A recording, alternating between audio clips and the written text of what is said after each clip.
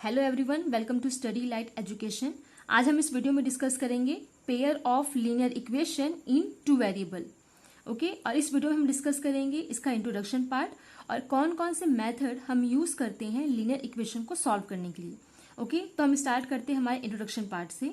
तो पहला आप देखेंगे हमारा टॉपिक क्या है, pair of linear equation in two variable. तो पहले मुझे क्या पता होना चाहिए, वेरिएबल। वेरिएबल क्या होता है, ए से जेड तक का कोई भी अल्फाबेट हम उसको क्या बोलते हैं, वेरिएबल। और वही अगर हम बात करें लीनियर इक्वेशन की, लीनियर इक्वेशन क्या होता है, आप यहाँ पे एग्जांपल देखेंगे 3x + 2 = 0। ये क्या कहला रहा है, हमारा लीनियर इक्वेशन। क्यों? क्योंकि आप देखोगे जो हमारे यहाँ वेरिएबल है, वेरिएबल क्या है हमारा x, और इसकी जो पावर है वो क्या है 1।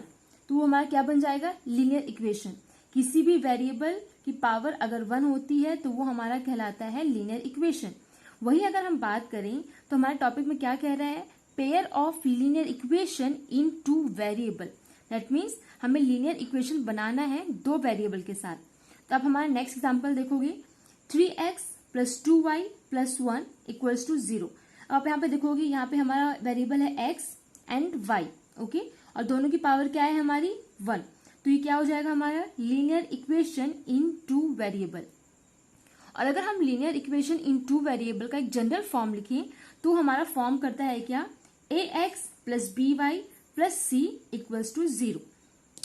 और आपको ये भी मालूम होना चाहिए कि जो भी वेरिएबल के साथ हमारा नंबर लिखा होता है वो कहलाता है कोफिशिएंट। वो कहलाता है हमारा कोफिशिएंट, और इसको हम रियल नंबर भी कह सकते हैं। इसको हम क्या कह सकते हैं, रियल नंबर। ओके, अब आप देखोगे हमारा इक्वेशन है पेयर। अब यहाँ पे क्या बोल रहा है, pair of linear equation in two variable. मतलब मुझे जो मैं लीनियर इक्वेशन का टू वेरिएबल है उसे पेयर में लिखना है। तो उसे मैं कैसे लिख सकती हूँ, a1x + b1y + c1 = 0। ये हमारा हो जाएगा equation 1। Then a2x + b2y + c2 = 0। This is our equation 2। तो ये हमारा हो जाएगा pair of linear equation in two variable का जनरल फॉर्म। हमारी जो भी इक्वेशंस होंगी वो इसी फॉर्म में रहेगा। ओके, इसका एग्जांपल हम ले लेते हैं 2x + 3y + 1 = 0। Then 4x + 5y + 9 = 0। Okay, तो ये हमारा जनरल फॉर्म हो जाएगा linear equation in two variables का। और उसके बाद आपको ये भी याद रखना है कि जो हमारा ax + by, जो भी हमारा वेरिएबल पार्ट है, जो भी हमारे से कि आप देखोगे यहाँ पे x जो मेरा है और जो y है, ओके, इसके साथ जो भी कोफिशिएंट होगा a एंड b, वो क्या होगा, कभी भी 0 के इक्वल नहीं होगा। ठीक है, आपको याद रखना है कि जो भी हमारा x और y का कोफिशिएंट होता है a एंड b, वो कभी भी 0 के इक्वल नहीं होता। ओके, क्योंकि अगर इसको हम 0 के इक्वल कर देंगे तो वो क्या हो जाएगा, ये हमारा पूरा टर्म ही 0 हो जाएगा। ओके, तो ये हमारा लीनियर इक्वेशन फॉर्म नहीं करेगा। तो ये हो गया हमारा इंट्रोडक्शन पार्ट। अब हम स्टार्ट करेंगे कि कौन कौन से मेथड को यूज करके हम लीनियर इक्वेशन के पेयर को सॉल्व कर सकते हैं। Okay, method to solve pair of linear equation in two variables. हमारे पास लीनियर इक्वेशन को सॉल्व करने के दो मेथड होते हैं।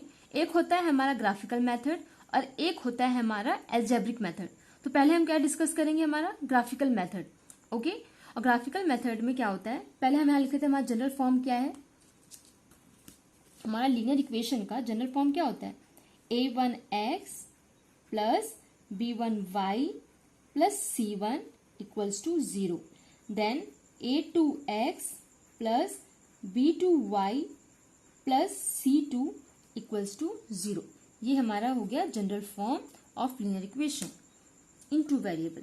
ओके, अब आप देखोगे जो हमारा फर्स्ट मेथड होता है ग्राफिकल मेथड का, उसमें क्या होता है, a1/a2 is not equals to b1/b2। ये हम कैसे देखेंगे, पहले हम आते हैं इक्वेशन पे। ओके, आपको पता है हमारा a1 क्या होता है, जो हमारा x का कोफिशिएंट है वो हमारा हो जाएगा a1, जो हमारा y का कोफिशिएंट है वो हो जाएगा हमारा b1, देन ये हो जाएगा हमारा c1।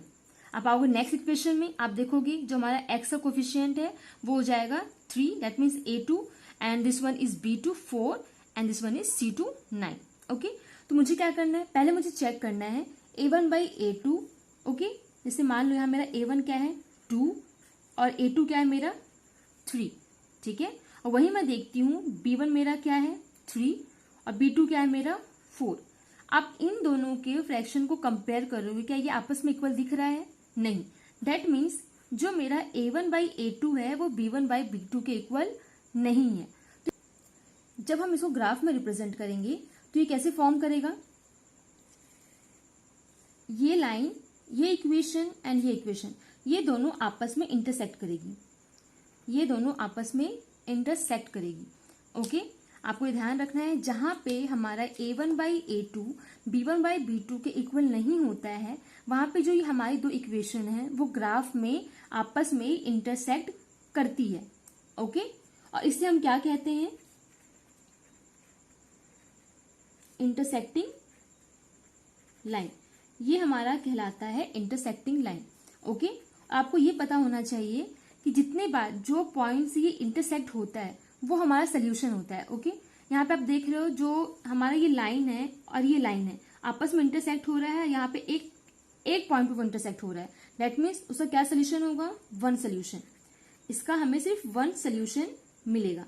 इसको हम यूनिक सोल्यूशन भी कह सकते हैं, यूनिक सोल्यूशन भी आप कह सकते हो।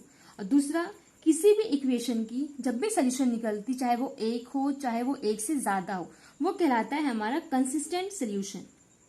वो हमारा क्या कहलाता है, कंसिस्टेंट सोल्यूशन। ओके, तो अब हम बात करेंगे हमारे नेक्स्ट मेथड की। यहां पे आप देखोगे जो हमारा A1 है 2 और A2 क्या है हमारा 4, B1 क्या है हमारा 3, B2 क्या है हमारा 6, C1 क्या है हमारा 4, C2 क्या है हमारा 8। तो अब यहाँ पे देखोगे ये कैंसिल हो रहा है, 2 1 जा 2 2 जा 3 1 जा 3 2 जा देन 4 1 जा 4 2 जा। अब आप देखोगे ये जो है A1 by A2, B1 by B2 and C1 by C2, ये तीनों आपस में क्या है, इक्वल है।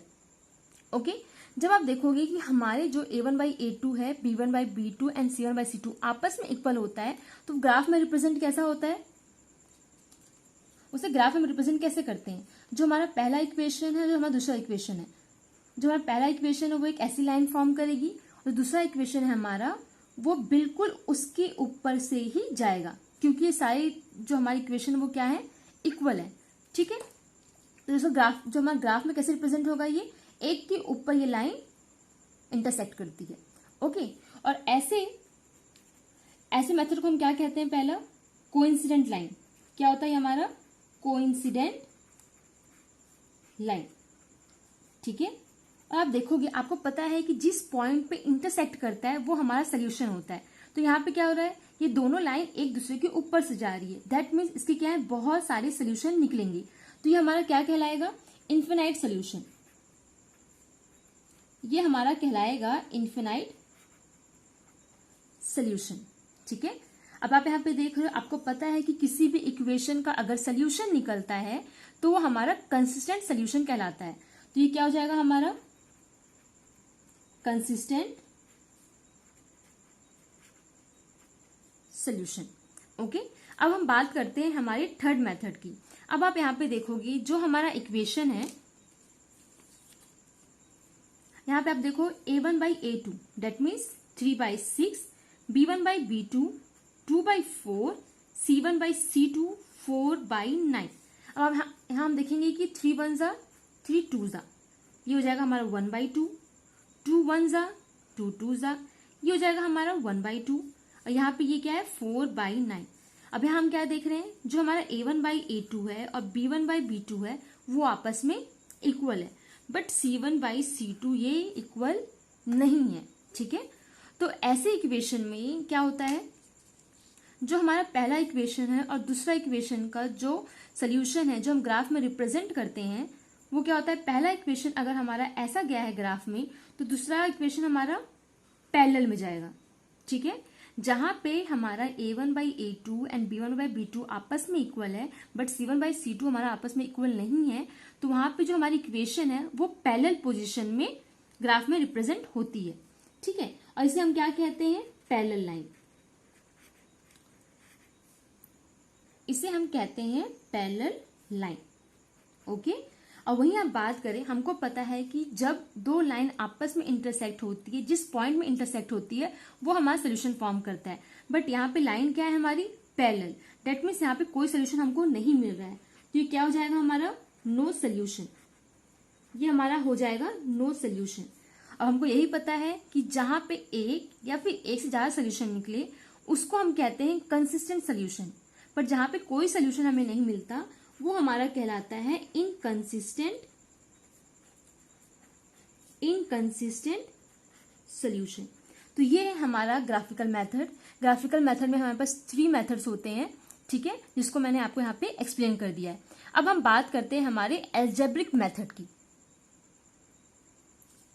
एल्जेब्रिक मेथड में भी हमारे पास 3 मेथड होते हैं।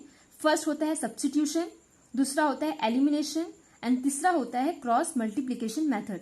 जनरल फॉर्म आप लोग को पता है। सब्स्टिट्यूशन मेथड से ही हमको पता चल रहा है कि इसमें हमको सब्स्टिट्यूट करना होता है, ठीक है, वैल्यू को पुट अप करनी होती है। तो पहले हम लोग एग्जाम्पल लिया हुआ है x plus y equals to 16, x minus y equals to 4। ये हमारा हो जाएगा इक्वेशन 1 एंड इक्वेशन 2, ठीक है। तो मैं क्या करूंगी, फ्रॉम इक्वेशन 1 मैं क्या कर सकती हूँ, मैं x की वैल्यू निकालूंगी। आप यहाँ पे देख रहे हो ये हमारा 16 है और प्लस y को अगर मैं 16 के पास भेजती हूँ ये हमारा क्या हो जाएगा, माइनस y। तो यहां से हम लोगों ने क्या किया, x की वैल्यू को निकाल लिया।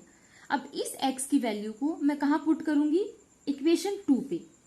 तो यहाँ पे आप देखोगे हमारा इक्वेशन क्या है, x minus y equals to 4। तो मैं x की जगह क्या लिख सकती हूँ, 16 माइनस वाई इक्वल्स टू 4। अब हम ब्रैकेट को ओपन करेंगे, minus y equals to 4, minus y minus 2y equals to 4। अब यहाँ पे आप देखोगे माइनस 2y को हम वैसे ही रहने देंगे, 16 को हम भेज देंगे 4 के पास। तो ये हमारा हो जाएगा -12, then minus minus cancel, y equals to 12/2 और यहाँ से y की वैल्यू हमारी निकल जाएगी क्या, 6। हमारी y की वैल्यू क्या निकल गई है, 6। अब हम क्या करेंगे, x की वैल्यू को पुट अप करने के लिए हम y की वैल्यू को पुट कर देंगे इक्वेशन 1 में। ओके, अगर आप चाहो तो आप यहाँ पे भी पुट अप कर सकते हो, एज योर विश। आप y की वैल्यू को चाहे आप इक्वेशन 1 में पुट करो चाहे किसी इक्वेशन में पुट करो, आपको x की वैल्यू मिल जाएगी, ठीक है। तो मैं क्या कर रही हूँ, मैं इक्वेशन 1 में y की वैल्यू को पुट अप कर रही हूँ। तो यहाँ पे x plus y equation 1, okay, equals to 16। तो हमारी y की वैल्यू आई है 6 इक्वल्स टू 16, देन ये प्लस 16 के पास जाएगा तो ये हो जाएगा हमारा -6, देन 16 माइनस 6 इक्वल्स टू 10। ये हमारी निकल जाएगी x की वैल्यू और ये हमारी निकल जाएगी y की वैल्यू। ओके, हम लोगों ने सिंपल क्या किया है कि एक इक्वेशन की हेल्प से हमने x की वैल्यू निकाल ली। आप चाहो तो y की वैल्यू भी निकाल सकते हो, ठीक है।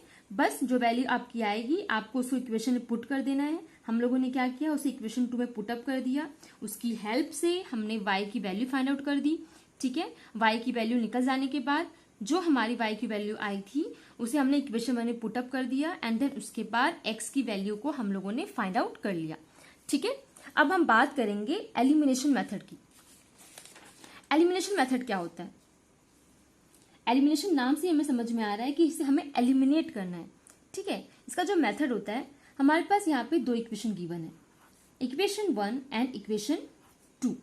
तो मैं क्या करूंगी, हम हमारा कोई भी वेरिएबल चाहे वो x हो चाहे वो y हो, ठीक है, उसको हम इक्वल कर लेंगे हमारे इक्वेशन 2 के साथ। एक बार ध्यान से देखिए आप, जैसे मैं यहाँ पे equation 1 and this one is equation 2। मैं क्या करूंगी, अगर मैं 3 को 2 से मल्टीप्लाई कर देती हूँ, ठीक है, 3 को 2 से मल्टीप्लाई कर देती हूँ और 2 को 3 से मल्टीप्लाई कर देती हूँ, तो ये क्या हो जाएगा, 2 3 ज़ा 6x 2 4 ज़ा 8y, 2 10 ज़ा 20, then 3 2 ज़ा 6x, 3 2 ज़ा 6y एंड देन 3 2 ज़ा 6। अब आप देखोगे हमारा जो ये दो वेरिएबल है वो आपस में इक्वल हो गया है। ठीक है, मैंने क्या किया, जो भी हमारा x वेरिएबल का टर्म था उसके कोफिशिएंट को हम लोगों ने एक दूसरे में मल्टीप्लाई कर दिया।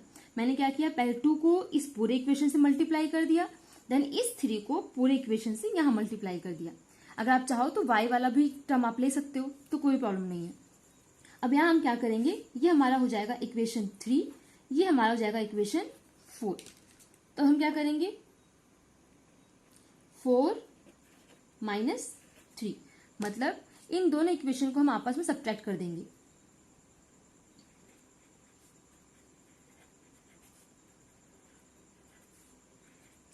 Six x minus 6y equals to 6 हमें करना है सब्ट्रैक्ट, या हमने सब्ट्रैक्ट किया तो ये हो जाएगा प्लस, ये हो जाएगा माइनस। ओके, देन आपको पता है ये प्लस ये माइनस कैंसिल। अब आप देखोगे यहाँ पे 8 है, ये हमारा प्लस हो गया है, तो 8 प्लस 6 14y, 20 माइनस 6 14। हम लोगों ने क्या किया, ये दोनों इक्वेशन को आपस में माइनस किया। जब आप इसको माइनस करेंगे तो जो हमारा ये आगे का साइन है वो क्या हो जाएगा, प्लस, क्योंकि माइनस माइनस क्या होता है हमारा प्लस। अब वही अगर आप आगे जाओगे तो यहाँ पे कौन सी साइन है हमारी, प्लस, तो माइनस प्लस माइनस। ओके, अब यहाँ पे y की वैल्यू हमारी क्या मिल जाएगी, ये 14 यहाँ पे आया, 14/14 दैट मीन्स 1, तो y की वैल्यू हमारी मिल गई 1। अब हमें निकालनी है x की वैल्यू, तो x की वैल्यू निकालने के लिए हम क्या करेंगे, y की वैल्यू को हम इक्वेशन 1 में पुट कर देंगे। तो हमारा इक्वेशन 1 क्या है, 3x plus 4y equals to 10। Okay, 3x 4 into 1 equals to 10। अब ये हो जाएगा हमारा 4 इक्वल्स टू 10, देन 4 हमारा प्लस में है, 10 के पास आया, ये हो गया माइनस, देन 10 माइनस 4 6, 3 1 ज़ा 3 2 ज़ा, ये हो जाएगा हमारी 2। हमारी x की वैल्यू क्या आ गई यहाँ पे 2। ओके, ये हुआ हमारा एलिमिनेशन मेथड। इसमें हमें क्या करना होता है, इक्वेशन की किसी एक वेरिएबल पार्ट को एक दूसरे के इक्वल करना होता है, देन उसे हम सब्ट्रैक्ट करते हैं, फिर हम किसी एक की वैल्यू फाइंड आउट कर देते हैं। जब वो वैल्यू हमें मिल जाती है तो उसे हम अपने इक्वेशन 1 या इक्वेशन 2 में पुटअप कर सकते हैं। इससे हमें x एंड y दोनों की वैल्यू मिल जाएगी। ठीक है, अब हम आते हैं हमारे क्रॉस मल्टीप्लीकेशन मेथड में। ओके, ये है हमारा given equation, 2x plus y minus 5 equals to 0, 3x plus 2y minus 8 equals to 0। इसके लिए हम क्या करते हैं, यहां हम लिखेंगे x, यहां हम लिखेंगे y, यहां हम लोगों ने लिख लिया y1। ओके, अब हमें क्या ध्यान देना है, अब देखोगे जब मुझे x का पार्ट निकालना है तो मैं इस पार्ट को कवर कर दूंगी। ठीक है, इसको हम करेंगे क्रॉस मल्टीप्लाई, हम कोफिशिएंट का क्रॉस मल्टीप्लीकेशन कर देंगे। आप यहाँ पे देखोगे y के साथ हमारा क्या है 1, और यहाँ पे 1 इंटू माइनस 8, 1 इंटू माइनस 8, मैंने x पार्ट को कवर कर दिया है, then minus 2 into minus 5। x के पार्ट को निकालने के लिए मैंने इस पार्ट को कवर किया। ठीक है, अब y के पार्ट को निकालने के लिए हम y पार्ट को कवर कर देंगे। अब हम मल्टीप्लाई करेंगे, 2 into minus 8, then minus sign, 3 into minus 5। Okay, अब हमें निकालना है 1 मतलब हमारा कांस्टेंट टर्म। तो अब हम इस पार्ट को कवर करेंगे। अब देन मल्टीप्लाई करेंगे हम 2 into 2, then minus 3 into 1। Okay, अब इसे हमें सॉल्व करना है, तो इसको हम एज इट इज लिख देंगे, x को ऐसे लिखेंगे हम, देन 8 1 ज़ा 8 प्लस माइनस माइनस, देन 2 5 ज़ा 10 माइनस 10। ओके, देन 8 2 ज़ा 16 प्लस माइनस माइनस, 3 5 ज़ा 15 माइनस 15। ओके, माइनस 15, देन 2 2 ज़ा 4 माइनस 3। अब ये हमारा हो जाएगा -8 + 10 y -16 + 15 = 1/1। 4 - 3 क्या हो जाएगा हमारा 1। अब 10 - 8 2, 60 - 15 1 - 1, देन 1/1। ओके, तो अब हम क्या करेंगे, x/2 को हम 1 के इक्वल लेंगे। ठीक है, अब यहां हम करेंगे क्रॉस मल्टीप्लीकेशन, तो यहां हमें x की वैल्यू मिल जाएगी 2। ठीक है, अब हमें निकालनी है y की वैल्यू, तो हम क्या करेंगे, जो भी हमारी x की वैल्यू आई है उसे हम इक्वेशन 1 में पुटअप कर सकते हैं, अदरवाइज आप यहां से भी क्रॉस मल्टीप्लीकेशन करके आंसर ला सकते हो। ठीक है, तो हम क्या कर रहे हैं, हम यहाँ इक्वेशन में डायरेक्टली पुटअप कर दे रहे हैं। तो 2x की वैल्यू हमारी हो जाएगी 2, y -5 = 0। 2 2 = 4 + y -5 = 0। अब -5 वहां जाएगा तो ये जाएगा +5, अब 4 वहां जाएगा तो ये जाएगा -4, देन y की वैल्यू हमारी मिल जाएगी 1। ओके, तो हम लोगों ने क्या किया है क्रॉस मल्टीप्लिकेशन मेथड में, अगर आप देखोगे ये आपका इजी मेथड है आपको याद रखने के लिए, कि जब भी हमें x टर्म निकालना होता है तो हम x पार्ट को कवर करके बाकी की 2 टर्म को क्रॉस मल्टीप्लाई कर देते हैं। वही अगर बात आती है y पार्ट की, तो हम y पार्ट को कवर करके बाकी की टर्म को मल्टीप्लाई कर देते हैं। अगर वही बात आती है कांस्टेंट टर्म की या फिर 1 टर्म की, तो हम उस पार्ट को कवर करके बाकी की 2 टर्म को क्रॉस मल्टीप्लाई। अब आप देखोगे क्रॉस मल्टीप्लिकेशन मेथड का हमें एक फॉर्मूला भी होता है, जिसको हम फॉर्मूला फॉर्म में भी लिखते हैं। जैसे आप देखोगे यहाँ पे x/b1c1 - b2c2 = y/a1c1 - a2c2 = 1/a1b1 and -a2b2। Okay, but इसको आपको याद करने की जरूरत नहीं है। ओके, हम सिंपल ऐसा कर सकते हैं, जब भी हमें x का टर्म निकालना होता है उस पार्ट को कवर कर लो, y टर्म निकालना है तो y पार्ट कवर कर लो, एंड देन कांस्टेंट टर्म निकालना है तो उस पार्ट को कवर करके आप क्रॉस मल्टीप्लिकेशन कर दो। That was the easy method. Okay, आपको फॉर्मूला को रटने की जरूरत नहीं है, ये मैंने सिर्फ आपको बता दिया है आपको नॉलेज के लिए कि आप इसको एज अ फॉर्मूला भी हम लोग को दिया जाता है। अब हम हमारे नेक्स्ट वीडियो में डिस्कस करेंगे इसके आगे की क्वेश्चंस, एग्जाम में किस किस टाइप के क्वेश्चंस इस चैप्टर से पूछे जाते हैं, क्या क्या इंपॉर्टेंट क्वेश्चंस होते हैं। ओके, तो we will see you in our next video.